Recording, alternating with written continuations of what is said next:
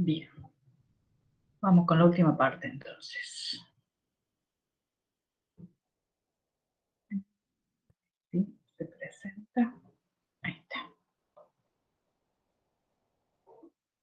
Bueno.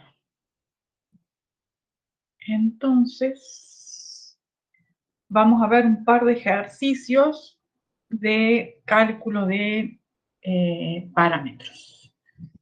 Son, digamos, son de los más sencillos y es del tipo de lo que se va a pedir en la evaluación. Así que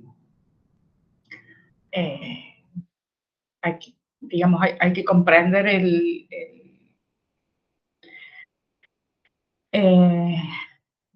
sistema, digamos, de cálculo y aplicarlo. El tipo de circuitos que se van a presentar son parecidos a estos, digamos. Hay un primer ejercicio que es el primero, 6.1, que pide calcular parámetros de admitancia. Nos da la forma de la red. Acuérdense que los parámetros en general sirven para vincular alguna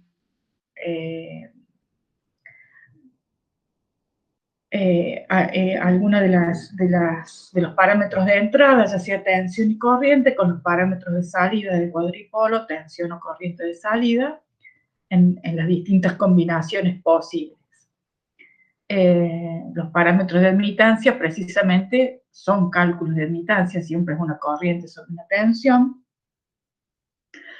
y tomados para distintas condiciones. Yo acá les puse las definiciones, y vamos a analizar este circuito para, digamos, con dos formas. Una para B sub 2 igual a 0, que serían estos dos casos cruzados, y otra para B sub 1 igual a 0. O sea, hacer B sub 2 igual a 0 implica cortocircuitar la salida de este circuito, y hacer B sub 1 igual a 0 implica cortocircuitar la entrada. Entonces me va a variar la configuración del cuadripolo, del circuito, a analizar para un caso y para el otro. Entonces, primero vamos a hacer el análisis cortocircuitando la entrada, o sea, B1 igual a 0. Hacer B1 igual a 0 me permite encontrar el parámetro de admitancia I sub 2,2 y el parámetro de admitancia I sub 1,2. Fíjense que en los dos casos el cociente es la tensión de salida, el cociente, el denominador del cociente es la tensión de salida B sub 2. Y en un caso tendríamos que calcular la corriente I sub 1, que es la que va a circular por esta primera valla, y en el otro caso la corriente I sub 2, que es la que circularía por acá. Para la malla 1 no hay problema, porque al cortocircuitar B sub 1, yo cierro este circuito así y ya tengo la malla armada. La estrategia para analizar la malla de la corriente I sub 2 es darle un valor a B sub 2, o sea, poner acá una fuente, de forma tal que me facilite el cálculo, o sea, lo que más me facilita el cálculo es hacer que el denominador de una fracción valga 1. Entonces, lo que vamos a hacer es, en la malla donde no tengo hecho el cortocircuito, darle el valor a la variable que tenemos ahí, que en este caso es B2, darle el valor 1. Entonces, esa va a ser nuestra estrategia para poder calcular los parámetros. Así que hagamos eso. Miremos cómo nos queda armado el circuito y cómo podemos analizarlo para calcular las cosas que necesitamos calcular. En este caso, habíamos dicho que necesitamos calcular I sub 2 e I sub 1. Fíjense que I sub 2 es la corriente de esta malla, e I sub 1, I sub 1 es la corriente de esta malla, e I sub 2 sería la corriente de esta malla. Así que lo mejor que puedo hacer para resolver este sistema es aplicar el método de mallas. Me aparece una tercera malla acá arriba, que no ha sufrido ninguna alteración por cortocircuitar B1 y por ponerle valor a B2. Así que vamos a plantear entonces el sistema de ecuaciones. Fíjense que lo que tiene de particular es que el sentido de la corriente I1 y el sentido de la corriente I2 vienen dados y circulan en sentidos opuestos, de forma tal que, o sea, este es horario y este es antihorario, de forma tal que en R3 se van a sumar las contribuciones de las dos corrientes, de I1 y de I2. El sentido de circulación de I3 es indistinto, lo adjudicamos nosotros a gusto y piacere. La fuerza de la costumbre me hace ponerlo en sentido horario, pero el resultado sería exactamente el mismo si lo ponemos al revés. Lo que no vamos a cambiar es el sentido de I1 y de I2, porque justamente, digamos, queremos calcularlo así. Están definidas así, I1 y I2, como las corrientes salientes por debajo en este cuadripolo. Entonces, teniendo en cuenta eso, vamos a plantear las ecuaciones. Entonces, para la malla 1, el sentido de circulación de I1 lo tomamos como positivo, y entonces nos queda la caída de tensión, o sea, la caída de tensión que genera esa corriente en R1 y en R3 sería I1 por R1 más R3, pero habría que, en este caso, sumarle la contribución de I2, porque sobre R3, tanto I1 como I2 van en el mismo sentido, entonces sería más I2 por R3, y después, sí, I1 e I3 van en sentidos opuestos sobre R1, entonces le restaríamos I3 por R1. Como acá habíamos cortocircuitado, B1 lo hicimos igual a 0, entonces no hay ninguna fuente de tensión acá, esto es igual a 0. Para la malla 2, entonces ahora, fíjense, I2 la tomamos como positiva, así que la caída de tensión que genera I2, pasando por R2 y por R3 la ponemos positiva, pero por R3 además también pasa I1 y pasa en el mismo sentido que I2, así que ese término también es positivo.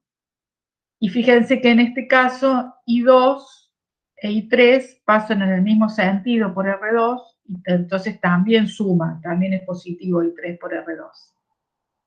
Y en este caso, esa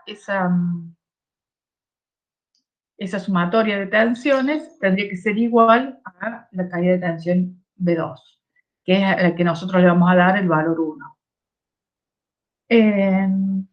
Y luego tenemos menos para la tercera malla, entonces tenemos, si I3 es considerada positiva, vamos a tener I3 por R1 más R4 más R2, y después la contribución de I2 va en el mismo sentido que I3, así que será más I2 por R2, y la contribución de I1 va en sentido opuesto a I3, entonces será menos I1 por R1. En la malla 3 no hay ninguna fuente de tensión, entonces esto es 0. Dicho esto, entonces lo que vamos a hacer es reemplazar por los valores numéricos y hacer B2 igual a 1, con lo cual, si resolvemos este sistema de ecuaciones, las únicas que nos interesa conocer son I1 e I2, no hace falta calcular I3. I1 nos da menos 0,34 mA y I2 nos da 0,34. Por lo tanto, si reemplazamos estos dos valores y tenemos en cuenta que B2 valía 1 en la definición de los parámetros de admitancia para tensión de entrada igual a 0, vamos a obtener la admitancia I1,2 y la admitancia I2,2. Una va a ser negativa, la otra va a ser positiva para el mismo valor, en este caso en particular. Como son admitancias, están medidas en Siemens. Eso sería el primer caso, el caso en que B2 vale 0. Ahora tendríamos el caso en el que B1 vale 0. Ahora vamos a analizar el caso en el que B2 valga 0. Para B2 igual a 0, entonces lo que vamos a cortocircuitar es la salida. Vamos a cortocircuitar esta segunda malla. Pero fíjense que la estrategia va a ser la misma, entonces. Para cortocircuitando esta segunda malla, los dos parámetros que podemos calcular son el I11 y el I21. Y fíjense que en los dos casos tenemos que calcular la corriente de nuevo I1 y la corriente I2, que son las corrientes de estas dos mallas. Y de nuevo, acá como denominador tenemos la tensión B1, y la estrategia entonces va a ser darle el valor 1 a B1 para simplificar los cálculos. Entonces, de nuevo, tenemos que armar el sistema de ecuaciones. Fíjense que el sistema de ecuaciones es el mismo, solo que cambia que en la malla 1, ahora en lugar de igualarlo a 0, lo igualamos a B1, y en la malla 2, que antes estaba igualada a B2, ahora queda igualada a 0. Pero el sistema de ecuaciones es el mismo porque la configuración del circuito es la misma. Así que acá tenemos el mismo sistema de ecuaciones, solo que hemos cambiado digamos, los términos independientes. Los resultados son estos. Ahora I1 me da 0,34 e I2 me da menos 0,34 miliamperes. Y, bueno, como habíamos hecho B1 igual a 1, entonces este resultado está en Siemens. Los miliamperes divididos los voltios me dan milisiemens, ¿de acuerdo? Bien, más allá del cálculo, digamos, lo que quiero fijar es la estrategia para encontrar los parámetros, ¿no es cierto? Entonces, buscamos cuál es la variable que tenemos que igualar a 0. En este caso se trata de tensiones. Hacer una tensión igual a 0 implica cortocircuitar los dos puntos. Y después, en esos parámetros, ver cuál es la variable que se puede calcular y cuál es la variable que se puede, a la que se le puede adjudicar, digamos, un valor. En este caso, le adjudicamos el valor 1. Le podemos adjudicar cualquier valor, pero claramente es más fácil si le ponemos B1 igual a 1. Le adjudicamos el valor a B1 y hacemos los cálculos para las variables, para el resto de las variables. Esa sería la estrategia para poder calcular estos parámetros. ¿Quedó claro ahí? Sí, profe. Yo tengo una duda y no entiendo muy bien para qué calculamos todo esto. O sea, porque antes en Thevenin encontramos un circuito equivalente y ahora. Y ahora esto es útil porque, digamos, tener definidos los determinados parámetros nos permite saber cómo va a responder este cuadripolo sin importar lo que tenga adentro. Sea digamos, el parámetro me relaciona entradas y salidas, ¿sí? Y no importa, una vez que yo tengo definido el parámetro, puedo tratar este cuadripolo como una caja negra. Entonces, en función de las variables que yo necesite para el diseño que estoy haciendo o para el análisis que estoy haciendo, conocer ese parámetro de transferencia me permite manejarme sin necesidad de estar analizando cada vez que cambio un parámetro de entrada, cómo varía. O sea, no necesito hacer este trabajo, ¿ven? De armar el sistema de ecuaciones para ver qué voy a tener del otro lado. Una vez que yo tengo armado, conozco el parámetro, simplemente suponete, conozco ISUB, uno que relaciona entrada y salida, por ejemplo, ISUB 2.1. Entonces, si yo conozco ISUB 2.1, yo sé que si pongo esta tensión a la entrada y cortocircuitando la salida, voy a tener este valor de I2. O sea, multiplico I2.1 por B1 y obtengo I2. No importa lo que yo tenga acá adentro, si este cuadripolo responde a este parámetro de admitancia, y yo conozco el parámetro de admitancia, puedo tener la relación entre estas dos funciones. Eso es muy útil a la hora de analizar el comportamiento del circuito o a la hora de diseñar un circuito. Por ejemplo, los parámetros H, que son los que vamos a ver ahora, los parámetros híbridos definen la función de un transistor. Los parámetros híbridos, o sea, si ustedes agarran el datasheet de un transistor, tiene los parámetros híbridos del transistor, porque referencia exactamente qué pasa cuando yo armo ese transistor. Yo sé que si pongo tal cosa a la entrada, voy a tener tal otra a la salida. Entonces, esa es la utilidad de estos parámetros. Digamos, lo van a aplicar en algún momento, básicamente eso. Otros parámetros que se usan mucho es en radiofrecuencia. En radiofrecuencia también se usa mucho esta relación de parámetros entre entrada y salida. Entonces, dependiendo de las distintas aplicaciones o de los distintos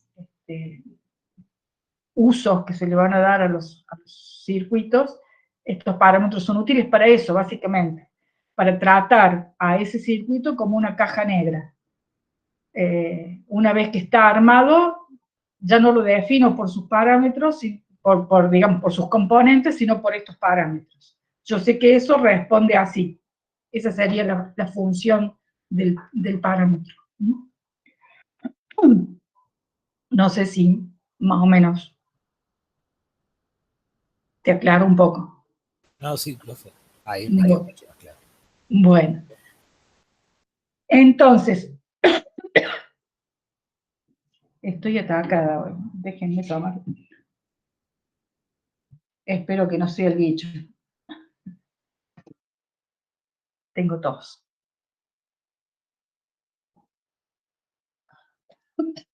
Bueno, entonces, el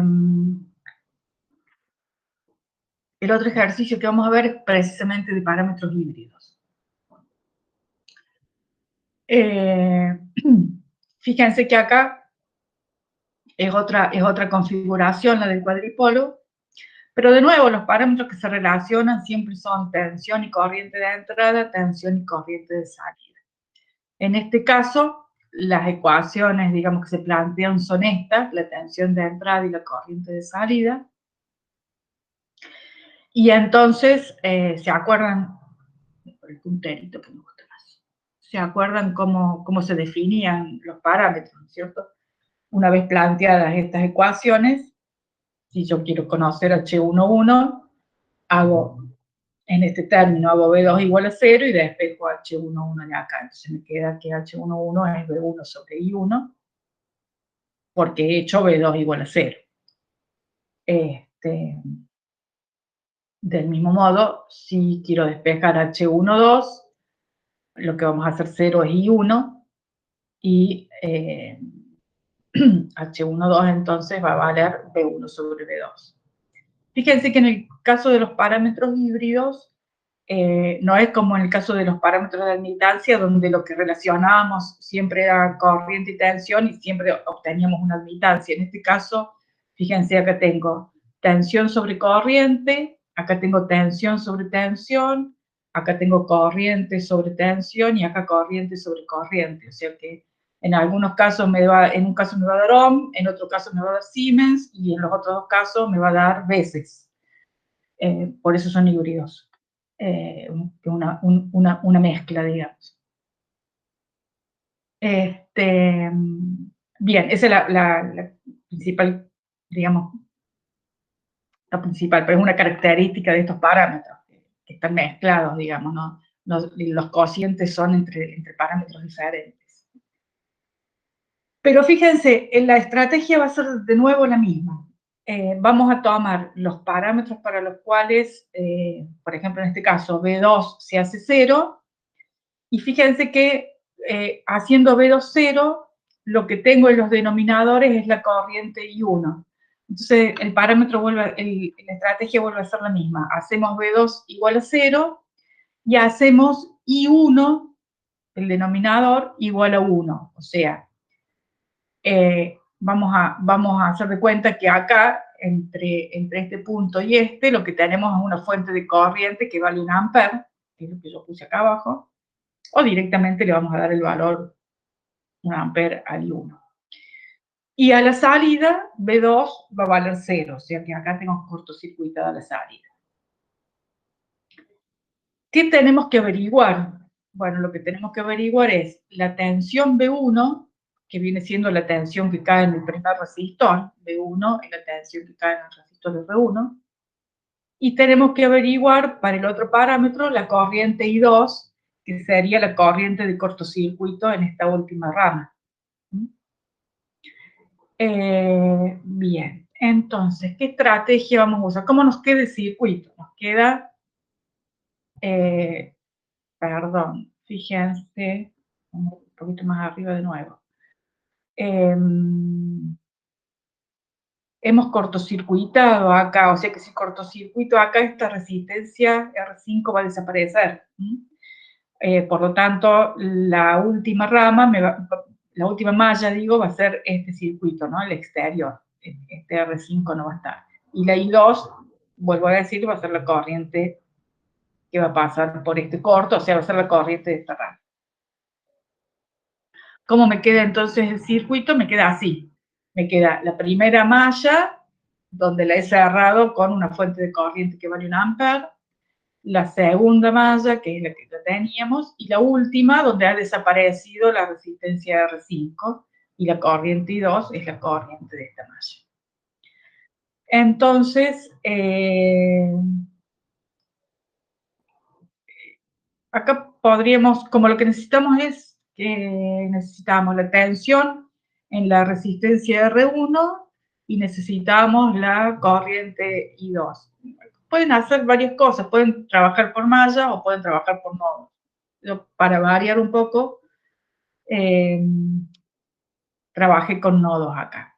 Entonces, en el nodo B1, ¿sí? La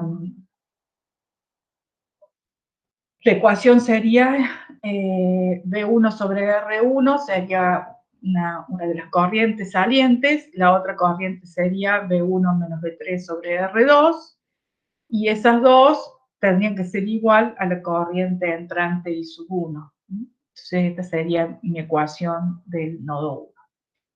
Y la ecuación del nodo que hemos llamado B3, porque justamente es de la resistencia R3, entonces sería B3 menos B1 sobre R2, tendríamos una corriente saliente acá, tendríamos B3 sobre R3, sería otra corriente saliente acá, y B3 sobre R4 sería otra corriente saliente acá, que yo estoy viendo que debe tener que cambiar el signo. Bien. Si yo considero esas tres corrientes y hago en el nodo 1 que la corriente I1 valga 1, puedo despejar, puedo calcular las variables de estas dos ecuaciones, que son B1 y B3, donde B1 es la tensión que tengo sobre R1, que es la que estaba necesitando para el cálculo, y B3 es la corriente, es la tensión que tengo en el nodo 3. Lo que sí me acabo de dar cuenta es que si vamos a calcular I2, en realidad I2 sería menos B3 sobre R4, ¿no? Porque nosotros acá hemos considerado saliente la corriente. Así que acá, si me permiten, vamos a ir corrigiendo sobre marcha. I2 sería menos B3 sobre R4, o sea que sería menos 0,9. Bien, ese sería un error. Con lo que este parámetro también sería negativo, si no me equivoco. Creo que ahí estaríamos bien. ¿Se entiende, no? ¿Dónde estaba el error?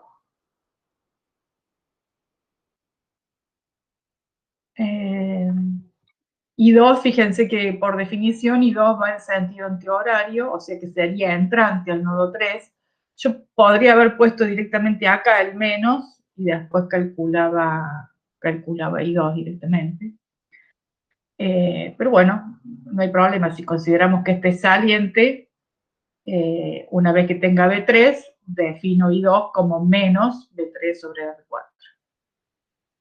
No debería cambiar el cálculo. Bien, este paso ha sido solamente el de distribuir las variables, ¿no? O sea, poder escribir el sistema de ecuaciones en forma ordenada para poder resolverlo. Y entonces, fíjense, como habíamos hecho que I1 iba a ser igual a 1, entonces cada uno de los parámetros me queda igual directamente a 340 ohm, el primero, y el H21, que era I2 sobre I1, me queda en veces, amper sobre amper, me queda igual a menos 0,9. Bueno, ese es para la primera parte.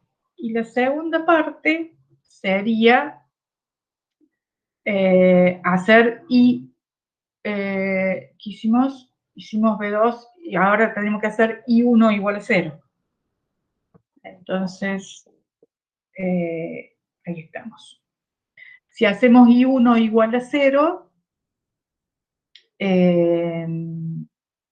no vamos a tener una malla acá. Me voy a volver para atrás, digamos. Si esta I1 es igual a 0, es porque este circuito queda abierto. Acá no hay circulación, este I1 no existe. Y si hacemos B2, a B2 le vamos a dar el valor de 1. Entonces me va a quedar esta malla y esta otra. A ver. ¿Me quedó eso? Sí. Me queda entonces I1 igual a 0, dijimos de este lado. Me queda I2 en esta malla donde voy a hacer B2 igual a 1 voltio. Y entonces, bueno, para no confundir como I1 ya le hemos llamado igual a 0, a estas otras dos corrientes de malla le hemos llamado I3 y I4. Por lo tanto, hay que plantear entonces un sistema de ecuaciones para resolver este circuito y poder calcular B1, que va a ser la caída de tensión en la resistencia R1, e I2, que va a ser la corriente que circule por esta última malla. De nuevo, esto se puede resolver por mallas o por nodos. Vamos cambiando para tener todas las opciones. Entonces, bueno, acá yo planteé el sistema de ecuaciones para las tres mallas. Fíjense que esta es la que corresponde a I4. Tenemos I4 por los tres elementos de la malla. Como estas yo les he asignado el sentido antihorario, en las tres ramas las corrientes tienen el mismo sentido de circulación. Entonces va a ser menos I3 por R3, acá no hay ninguna fuente de tensión, así que esto es igual a 0. Y en la malla 2 tenemos la I3, que es la de la malla positiva, multiplicada por los tres elementos de la malla, R3, R4 y R5. Y le hemos restado la contribución de I4 por R3, y le hemos restado la contribución de I2 por R5. Tampoco hay fuente de tensión en la malla del medio. Y por último, la última malla, tenemos solamente R5, así que tenemos I2 por R5 menos I3 por R5. Y eso va a ser igual a B2, a la que le hemos asignado el valor de 1. Así que, reemplazando los valores numéricos, nos queda esto, y resolviendo el sistema de ecuaciones, habíamos dicho que lo que nos interesaba era conocer I2 y la tensión, la caída de tensión en R1, así que nos interesa conocer I2 e I4 para poder determinar esta caída de tensión. I2 me dio este valor, 10,14 miliamperes, e I4, 8,33 microamperes. Con lo cual, la caída de tensión en B1, está bien este menos, sí, esta caída de tensión está medida con el positivo abajo. Por lo tanto, la caída de tensión es menos I4 por R1. Menos I4 por R1. Está bien, pusimos el menos ahí, pero no lo trasladamos acá. Chicos, ya estaba cansada a esta hora cuando termine de hacerla. Le vamos a poner el menos. Menos 39 milivoltios. Por lo tanto, que también va un menos. Acá también un menos. Lo vamos a poner en grande. Bien. Entonces, tenemos I2 y tenemos B1. Entonces, en la definición de cada uno de los parámetros, si a B2 lo hemos hecho igual a 1, en este caso me va a dar 39 por 10 a la menos 3 veces, ¿sí? Y nos va a dar, en este caso, I2 sobre B2 nos va a dar en Siemens, ¿sí? Bueno, estos son los dos ejercicios que hemos consensuado dar con los profes para que ustedes los tengan de modelo. Yo les repito lo que veníamos diciendo, digamos, la clase que viene podemos hacer algún otro. El tipo de lo que se va a pedir en el examen es parecido a esto que hemos visto ahora en clase, pero bueno, si a ustedes les generan más dudas, podemos ver algún otro que viene. Bueno, lo que quería era que quedara como claro la estrategia para resolver el problema, ¿no? Que es la que vamos a ir aplicando independientemente de la configuración del circuito del cuadro. Bueno, gente, ¿alguien quiere consultar algo? Si no, cerramos acá.